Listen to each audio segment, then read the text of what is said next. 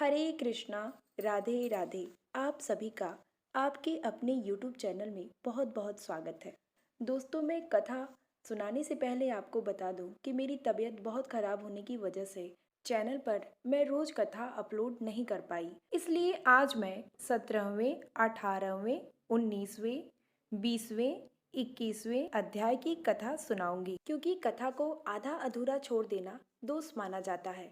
कृपया मुझे सपोर्ट करिए और मेरे चैनल को अपना खूब सारा प्यार दीजिए। अब हम सुनेंगे कार्तिक मास महात्म्य के 17वें अध्याय की कथा। तो चलिए प्रारंभ करते हैं। भक्ति से भरे पाँव हे हरि मेरे मन उपजाओ। 17वां अध्याय कार्तिक कृपा दृष्टि कर जाओ। उस समय शिव जी के गढ़ प्रबल थे और उन्होंने जलंधर के शुंभ निशुंभ और महासुर कालनेमी आदि को पराजित कर दिया।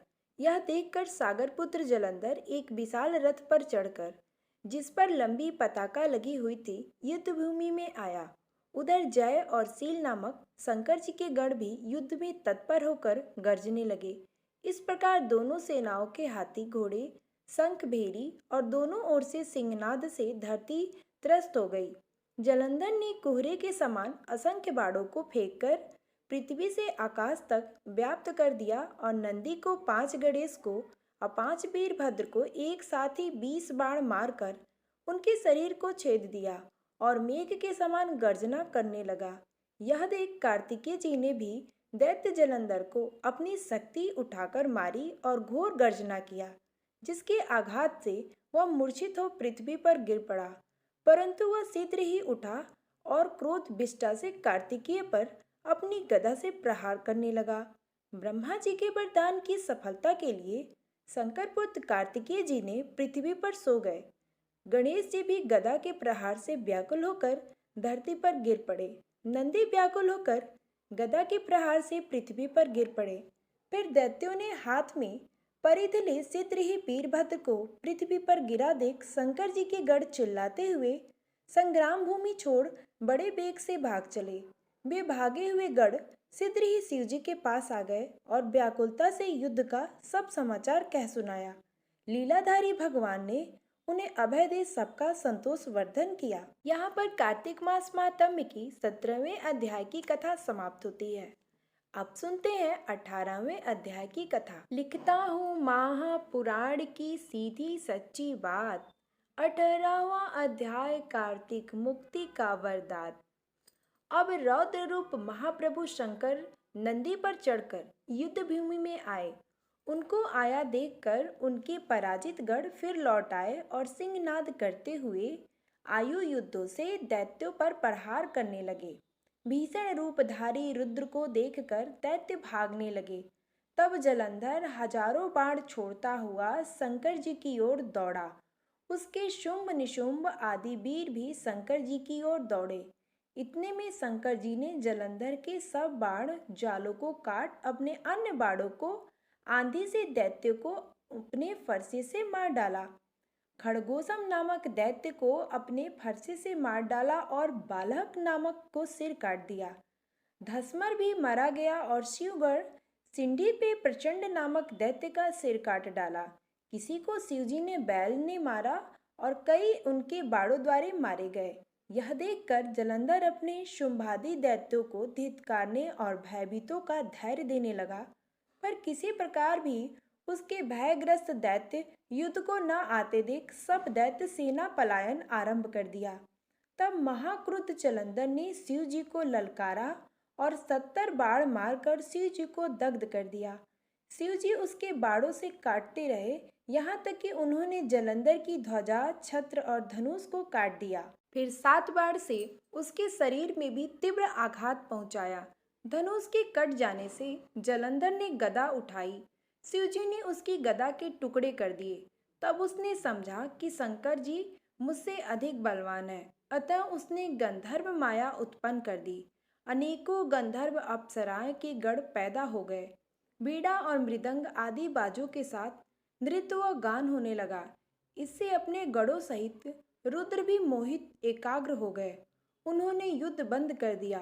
फिर तो काम मोहित जलंधर बड़ी शीघ्रता से शंकर जी का रूप धारण कर वृषभ पर बैठकर पार्वती के पास पहुंचा। उधर जब पार्वती जी ने अपने पति को आते देखा तो अपनी सखियों का साथ छोड़ दिया और आगे आई। उन्हें देख कामातुर जलंधर का व्यारपात हो गया और उसके पवन से वह जड़ भी हो गया। गौरी ने उसे दानव समझा, वह अंतर्ध्यान हो उत्तर की मानस पर चली गई।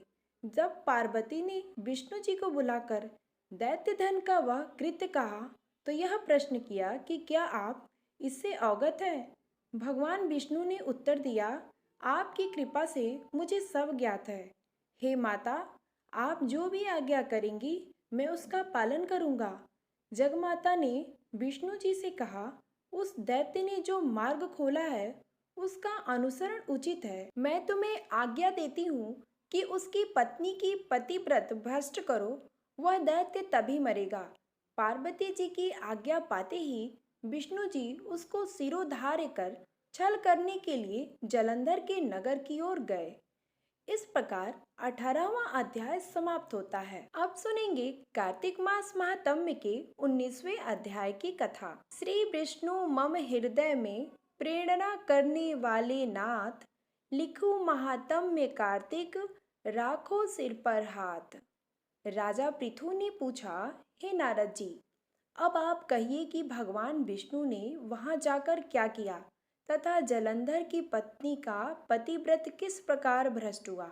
नारद जी बोले, जलंधर के नगर में जाकर विष्णु जी ने उसकी पतिव्रता स्त्री वृंदा का पतिव्रत भंग करने का विचार किया। वे उसके नगर के उद्यान में जाकर ठहर गए और रात में उसको स्वप्न दिया। वह भगवान विष्णु की माया और विचित्र कार्य पद्धति थी और उसकी माया द्वारा जब वृंदा ने रात में वह स्वप्न देखा कि उसका पति नग्न होकर सिर पर तेल लगाए महेश पर चढ़ा है, वह काले रंग को फूलों की माला पहने हुए है तथा उसके चारों ओर हिंसक जीव हैं। वह सिर मुड़ाए हुए अंधकार में दक्षिण दिशा की ओर जा रहा है। उसने नगर को अपने साथ समुद्र में डुबा दिया इत्यादि बहुत से स्वप्न देखे। तत्काल ही वह स्वप्न का विचार करने लगी। इतने में उसने सूर्य देव को उदय होते हुए देखा तो सूर्य ने उसे एक चित्र दिखाई दिया। वह कांतिहीन था। उसे अपने अनिष्ट जाना और वह भयभीत हो रोती हुई छज्जे, अटारी तथा भूमि कहीं भी शांति को प्राप्त न हुई। फिर वह अपनी दो सखियों के साथ उपवन में गई, वहां भी उसे शांति नहीं मिली। फिर वह जंगल में निकल गई। वहां उसने सिंह के समान दो भयंकर राक्षसों को देखा, जिससे वह भयभीत हो भागने लगी। उसी क्षण उसके समक्ष अपने शिष्यों सहित शांत मौनी तपस्वी वहां आ गया। भयभीत वृंदा उसे गले में अपना हाथ डाल उसे रक्षा की याचना करने लगी। मुनि ने अपनी एक ही हुंकार से उन राक्षसों को भगा दिया। वृंदा को आश्चर्य हुआ तथा वह भय से मुक्त हो मुनिनाथ को हाथ जोड़ प्रणाम करने लगी। फिर उसने मुनि से अपने पति के संबंध में उनकी कुशल क्षेम का प्रश्न किया। उसी समय दो वानर मुनि के समक्ष आकर हाथ जोड़ खड़े हो गए और ज्यों ही मुनि ने भ्रिकुटी संकेत किया त्यों ही वे उड़कर आकाश मार्ग में चले गए। फिर जलंधर का सिर और धड़ लिए मुनि के आगे आ गए। तब अपने पति को मृत हुआ जान वृंदा मूर्छित हो पृथ्वी पर गिर पड़ी और अनेक प्रकार से दारुण विलाप करने लगी। पश्चात उसने मुनि से कहा, हे कृपानिधे, आप मेरे इस पति को जीवित कर दीजिए। पतिव्रता दैत्य पत्नी ऐसा कहकर दुखी श्वासों को छोड़कर मुनीश्वर के चरणों पर गिर पड़ी।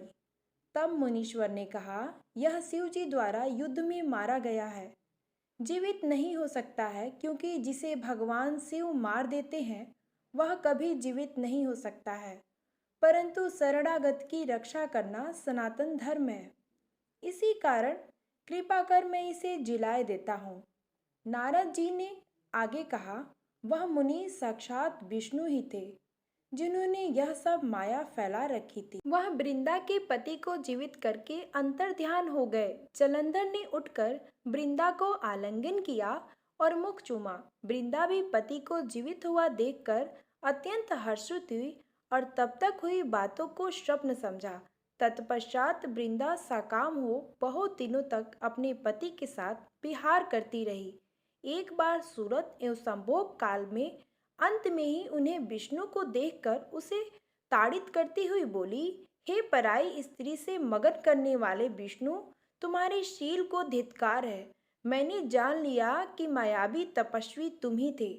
इस प्रकार कहकर कुपित पतिव्रता वृंदा ने अपने तेज को प्रकट करते हुए भगवान विष्णु को शाप दिया, तुमने माया से दो राक्षस मुझे दिखाए थे। वही दोनों राक्षस किसी समय तुम्हारी स्त्री का लाहरण करेंगे। सर्वेश्वर जो तुम्हारा शिष्य बना है, यह भी तुम्हारा साथी रहेगा। जब तुम अपनी स्त्री के विरह में दुखी होकर विचरोगे, उसी समय वानर ही तुम्हारी सहायता करेंगे। ऐसा कहती हुई पतिव्रता वृंदा अग्नि में प्रवेश कर गई। ब्रह्मा आदि देवता आकाश से उसका प्रवेश देखते रहे। वृंदा के शरीर का तेज पार्वती जी के शरीर में चला गया। पतिव्रत के प्रभाव से वृंदा ने मुक्ति प्राप्त की। इस प्रकार कार्तिक मास महात्म्य की 19वें अध्याय की कथा समाप्त होती है। अब सुनेंगे 20वें अध्याय की कथा। मां शारदा की प्रेरणा स्वयं सहाय, कार्तिक महात्म्य का लिखूं यह 20वां अध्याय। अब राजा पृथु ने पूछा, हे देवर्षि नारद, इसके बाद युद्ध में क्या हुआ तथा वह दैत्य जलंधर किस प्रकार मारा गया? कृपया मुझे वह कथा सुनाइए। नारद जी बोले, जब गिरजा वहां से अदृश्य हो गई और गंधर्वी माया में विलीन हो गई, तब भगवान वृषभ ध्वज चैतन्य हो गए। उन्होंने लौकिकता व्यक्त करते हुए बड़ा क्रोध किया और विस्मयता जलंधर से युद्ध करने लगे। जलंधर शंकर जी के बाड़ों को काटने लगा, परंतु जब काट न सका तब उसने उन्हें मोहित करने के लिए माया की पार्वती का निर्माण कर अपने रथ पर बांध लिया तथा अपनी प्रिया पार्वती को इस प्रकार कष्ट में पड़ा देख लौकिक लीला दिखाते हुए शंकर जी व्याकुल हो गए। शंकर जी ने भयंकर रौद्र रूप धारण कर लिया। अब उनके रौद्र रूप को देख कोई भी दैत्य उनके सामने खड़ा होने में समर्थ न हो सका और सब भागने छिपने लगे। यहाँ तक कि शुंभ निशुंभ भी समर्थ न हो सके। शिव जी ने उन शुंभ निशुंभ को श्राप देकर बड़ा धिक्कारा और कहा, तुम दोनों ने मेरा बड़ा अपराध किया है। तुम युद्ध में भागते हो, भागते को मारना पाप है। इससे मैं तुम्हें अब नहीं मारूंगा, परंतु गौरी तुमको अवश्य मारेगी। शिव जी ने ऐसा कहने पर सागर पुत्र जलंधर क्रोध से अग्नि के समान प्रज्वलित हो उठा। उसने शिव जी पर घोर बाण बरसाकर धरती पर अंधकार कर दिया। तब उस दैत्य की ऐसी चेष्टा देखकर शंकर जी बड़े क्रोधित हुए तथा उन्होंने अपने चरणागुंड से बनाए हुए सुदर्शन चक्र को चलाकर उसका सिर काट लिया। एक प्रचंड शब्द के साथ उसका सिर पृथ्वी पर गिर पड़ा और अंजन पर्वत के समान उसके शरीर के दो खंड हो गए। उसने रुधिर से संग्राम भूमि व्याप्त हो गई। शिवाज्ञा से उनका रक्त और मांस महारौरव में जाकर रक्त का कुंड हो गया तथा उसके शरीर का तेज निकलकर शंकर जी में वैसे ही प्रवेश कर गया जैसे वृंदा का तेज गौरी के शरीर में प्रविष्ट हुआ था। जलंधर को मारा देख देवता और सब गंधर्व प्रसन्न हो गए। मां शारदा की प्रेरणा स्वयं सहाय। इस प्रकार कार्तिक मास महात्म्य के 20वें अध्याय की कथा समाप्त होती है। अब सुनेंगे 21वें अध्याय की कथा। लिखने लगा हूँ श्री हरि के चरणों में शीश नवाए, कार्तिक महात्म्य का बने यह 21वां अध्याय। अब ब्रह्मा आदि देवता नतमस्तक होकर भगवान शिव की स्तुति करने लगे। वे बोले, हे देवादिदेव, आप प्रकृति से परे पार ब्रह्मा और परमेश्वर हैं। आप निर्गुण निराकार व सबके ईश्वर होकर भी नित्य अनेक प्रकार के कर्मों को करते हैं। हे प्रभु, हम ब्रह्मा आदि समस्त देवता आपके दास हैं। हे शंकर जी, हे देवेश, आप प्रसन्न होकर हमारी रक्षा कीजिए। हे शिव जी, हम आपकी प्रजा हैं तथा हम सदैव आपकी शरण में रहते हैं। नारद जी राजा पृथु से बोले, जब इस प्रकार ब्रह्मा आदि समस्त देवताओं एवं मुनियों ने भगवान शंकर जी की अनेक प्रकार से स्तुति करके उनके चरण कमलों का ध्यान किया, तब भगवान शिव देवताओं को वरदान देकर वहीं अंतर्ध्यान हो गए। उसके बाद शिव जी का योगासन करते हुए सभी देवता प्रसन्न होकर अपने अपने लोक को चले गए। भगवान शंकर जी के साथ सागर पुत्र जलंधर का युद्ध चरित्र पुण्य प्रदान करने वाला तथा समस्त पापों को नष्ट करने वाला है। यह सभी सुखदायक और शिव को भी आनंदित करने वाला है। इन दोनों असंख्यानों को पढ़ने और सुनने वाला सुखों को भोग कर अंत में अमर पद को प्राप्त करता है। यहाँ पर कार्तिक मास महात्म्य के 21वें अध्याय की कथा समाप्त होती है। 22वें अध्याय की कथा हम कल सुनेंगे। अब सुनते हैं सभी कहानियों के बाद सुनी जाने वाली कार्तिक मास की तपसी और लपसी की कहानी। इस कहानी को सुने बिना किसी भी कथा कहानी का फल नहीं मिलता है। एक लपसी था और एक तपसी था। तपसी हमेशा भगवान की तपस्या में लीन रहता था। लपसी रोजाना सवा सेर की लापसी बनाकर भगवान का भोग लगाकर जिम लेता था। एक दिन दोनों लड़ने लगे। तपसी बोला, मैं रोज भगवान की तपस्या करता हूँ इसलिए मैं बड़ा हूँ। लपसी बोला, मैं रोज भगवान को सवा सेर लापसी का भोग लगाता हूँ इसलिए मैं बड़ा हूँ। नारद जी वहां से गुजर रहे थे। दोनों को लड़ता देखकर उनसे पूछा कि तुम क्यों लड़ रहे हो। तपसी ने खुद को बड़ा होने का कारण बताया। लपसी ने अपना कारण बताया। नारद जी बोले, तुम्हारा फैसला मैं कर दूंगा। दूसरे दिन लपसी और तपसी नहाकर अपनी रोज की भक्ति करने आए तो नारद जी ने छुपकर 1.25 करोड़ की एक एक अंगूठी दोनों के आगे रख दी। लपसी की नज़र उस अंगूठी पर पड़ी तो उसने चुपचाप अंगूठी उठाकर अपने नीचे दबा ली। लपसी की नज़र अंगूठी पर पड़ी लेकिन उसने ध्यान नहीं दिया। भगवान को भोग लगाकर लापसी खाने लगा। नारद जी सामने आए तो दोनों ने पूछा कि कौन बड़ा। तो नारद जी ने तपसी को खड़ा होने को कहा। खड़ा हुआ तो उसके नीचे दबी अंगूठी दिखाई दी। नारद जी ने तपसी से कहा, तपस्या करने के बाद भी तुम्हारी चोरी करने की आदत नहीं गई, इसलिए तपसी बड़ा है और तुम्हें तुम्हारी तपस्या का कोई फल भी नहीं मिलेगा। तपसी शर्मिंदा होकर माफी मांगने लगा। उसने नारद जी से पूछा, मुझे मेरी तपस्या का फल कैसे मिलेगा। नारद जी ने कहा, यदि कोई गाय और कुत्ते की रोटी नहीं बनाएगा तो फल तुझे मिलेगा। यदि कोई ब्राह्मण को भोजन करवाकर दक्षिणा नहीं देगा तो फल तुझे मिलेगा। यदि कोई साड़ी के साथ ब्लाउज नहीं देगा तो फल तुझे मिलेगा। यदि कोई दिए से दिया जलाएगा तो फल तुझे मिलेगा। यदि कोई सारी कहानी सुने लेकिन तुम्हारी कहानी नहीं सुने तो फल तुझे मिलेगा। उसी दिन से हर व्रत कथा कहानी के साथ लपसी और तपसी की कहानी भी सुनी और कही जाती है।